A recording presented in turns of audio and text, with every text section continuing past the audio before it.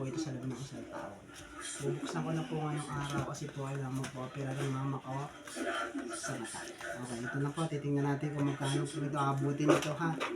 Ito po isang taong kong inipon, 20 na coins sa kamay ng papel.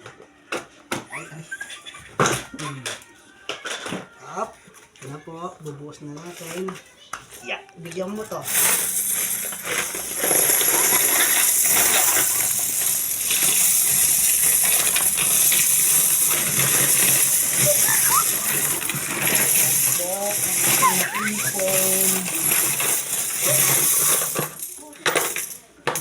Yes. Ano naman nga. Oh, pag-opera ng mama ko. Huwag mo muna pindutin. I-videohan natin. Ayan po lahat. Ayan naipon. 20 coins. Ito ko kay mga anak na parang nasisiraan na. Tuwan-tuwa. Ito naman po hindi namin pambili ng kung ano. Ayan pa ibig. Ipon yan ha. Panahin na naipon ko yan.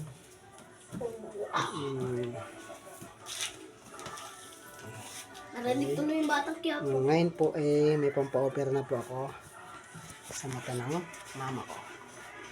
Peace! Niniwala po ako sa kasabihan.